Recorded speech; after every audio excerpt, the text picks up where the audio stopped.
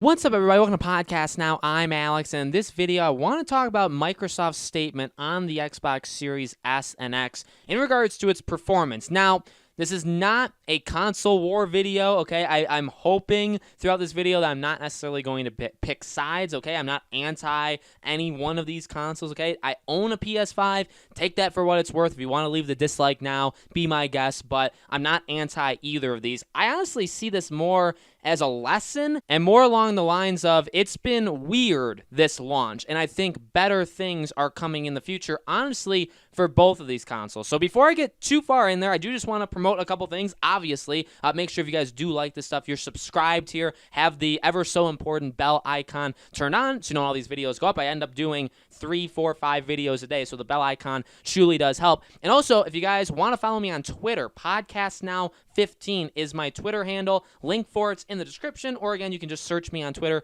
Podcast Now 15. So here's the deal. Let's give a little bit of a backstory here, okay? Now again, this is not a console war video, but there's really no way of going against it. Many games were tested, and one of the main testers is Digital Foundry. Okay, now I really like Digital Foundry. I don't watch them all that much, but I do greatly appreciate their work. I know a lot of people go to Digital Foundry as like, hey, if you want talks on the real specs, like they actually test these things, they know what they're talking about, they're real experts, go to them, okay? And they've tested quite a few games, not just exclusives, not just games that are only on Xbox or only on PlayStation, but games that are on both, games that are backwards compatible, and said, okay, how does frame rates work? How does the performance enhancers work? Like, which one is actually more powerful? And long story short, it seems like PlayStation 5 has a slight edge, even on games that are backwards compatible or games that are on both of them. Again, when you have games that are only exclusive to one maybe, even, say a game like on PlayStation 5 was commonly thought to be the weaker of the two consoles leading in, but who knows, a PS5 game could actually look better just because they know the hardware better. And that's in the beginning of the video when I said like the lessons we need to learn, that's part of it, which we'll get to. But basically, they've tested quite a few games, and there's been a lot of stuff that's gone around the internet of pretty much like embarrassing stuff to Microsoft where it's like, these are not the greatest backwards compatible, or these free upgrades, like there's not as much put into it on Xbox Series X or S as there on PS5. PS5 is beating them. Well, Microsoft issued a statement, and here's what they say. We are aware of performance issues in a handful of optimized titles on Xbox Series X and S, and we're actively working with our partners to identify and resolve the issues to ensure an optimal experience, a spokesperson told The Verge.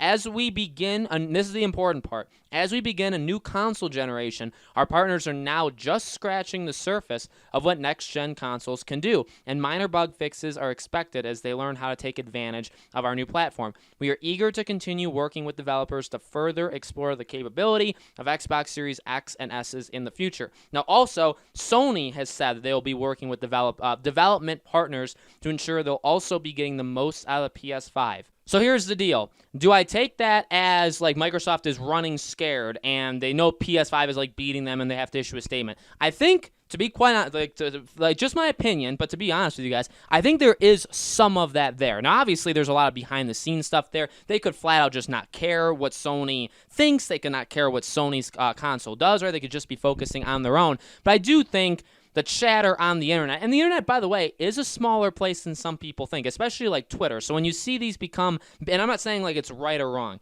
but when you see things become quite a big deal on Twitter, it's not always a representation of the real world. Not everybody uses Twitter. In fact, a very small percentage of people, worldwide actually use Twitter. So when things go online that like Dirt 5 like looks pretty bad on Xbox, but it looks much better, or Assassin's Creed is just not nearly as optimized as much on the Xbox ones as is on PlayStation. When you see those things, like, yeah, I think Microsoft sees those. I think Phil Spencer sees them. I think it makes its way around. But again, I don't think it is necessarily like affecting everybody or everybody's even noticing it, right? It's the people that we're seeing. Again, nothing right or wrong about that. That's up to you guys to make your own decision on. So I do think that is part of it. But I also just think in general, they're saying the statement to say, hey, we know that we're not getting the most out of it. Here's the biggest, not the issue, but here's the biggest like life lesson to learn here. There's a couple things. Number one is just because things look good on paper does not mean they will be good, when it actually happens. Now, it's different, I guess, with technology because, like, you look at the technology in the Series X and S leading into it. You look at the technology in the PS5 leading into it. You can make the observation and make like a statement on which one factually, statistically, based off of the technology is going to be better. Okay? You can.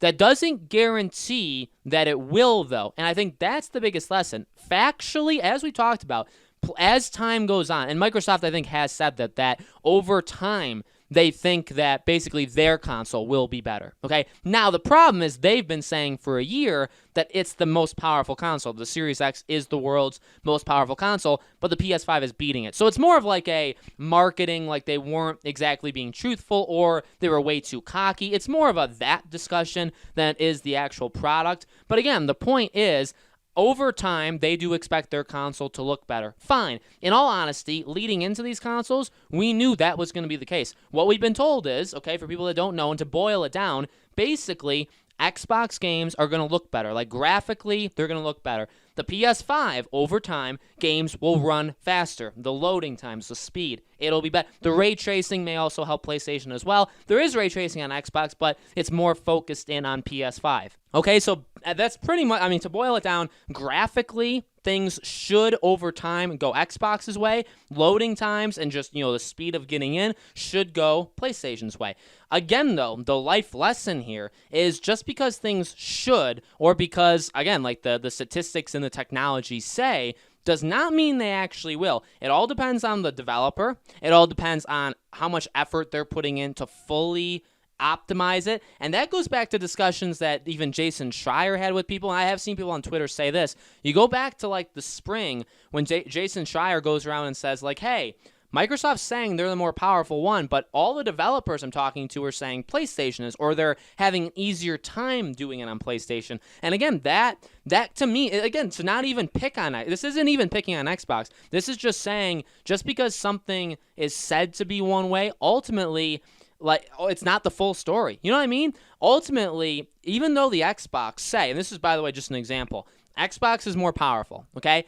In 2 years from now, let's pick a game. Gears 6 comes out. 2 years from now, a new Uncharted game comes out. It's possible. I would say very likely, but it's just possible. Let's just say it's possible that Uncharted looks better and runs better. You can perform all of the optimization tests. You can, you can compare frame rates. You can do whatever you want. The lighting, all that stuff. And they may find out that Uncharted, 5 is better than, the Gears of War game, okay? They could do that. And ultimately, it comes down to the people working on it. And I think that is, it's more or less, it's to like the console wars people that it's the most important thing, that just because one, and this goes, by the way, to PlayStation, because again, PlayStation is supposed to have better load times. Actually, if you look at it, a lot of the games, even like the backwards compatible games or even the free upgrade games, some of them actually load faster on, I think it's backwards compatible. Those are the games. They run faster on Xbox. They actually load in faster than on PlayStation. Now, it's by 2, 5, 8 seconds, right? But it's, factually, Xbox is faster. Oh, but PlayStation said they're faster. So you see what I mean? Like, this is not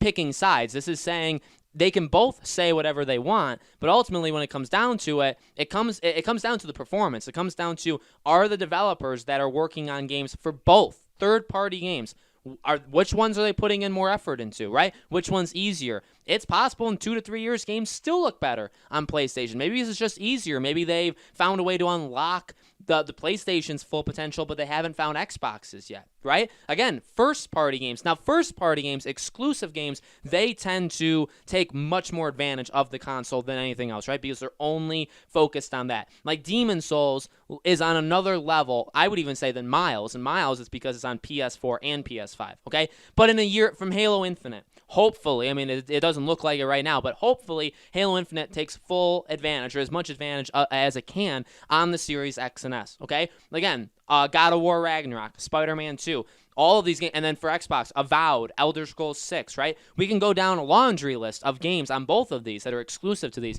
They should be taking advantage of their console, and maybe that's when we can start comparing. Does this exclusive look better or perform better than that exclusive? Ultimately, too, it's a test of, and right now it's a talk of graphics and loading times. To me, personally, it comes down to how good the game is, right? I forgot maybe to mention that earlier on. A game can look as beautiful as humanly possible, and there are many games that do, but if the story's bad, if the gameplay is bad, if it just doesn't grab me, I mean, it can look as good as it wants. It's not going to get me. You know what I mean? So ultimately, that is, if you guys want my own opinion, that's where I stand on it is, of course, visuals are important. There's no denying. Of course, how the game runs is important. But again, the game can look as good as it wants, but if I'm not attached to it, and that's another thing too. That's why, you know, people make the comments they make with like PlayStation, how like they have so many gamers because of all the first party, like God of War and Spider-Man and Uncharted and all that stuff. They've connected to people, and that's important too, because if your game doesn't do that, then that's another thing too. Like, are people noticing the differences of Assassin's Creed on the Series X versus the PS5? You know what I mean? I don't think they are. I think they're more focused on the game itself. So it's an interesting talk. It's a talk that definitely, I think, stirs up the console wars, which I'm always into talking about. I'm into covering. I'm into, you know, watching. I like to say that I'm not part of them. I know a lot of people would say that I am. I don't agree, but it's whatever. Let me know, guys, in the comments below. What do you think about this entire thing? As always, make sure you guys are subscribed again to this channel. Hit the bell icon so you guys know when all these videos go up. Again, if you guys want to follow me on Twitter, Podcast Now 15 is my Twitter username. You can look me up on Twitter, or of course, you can look just in the description below. The link is right there for you guys to click on. Thank you guys so much for watching. I truly do appreciate it, and I will see you all on the next video.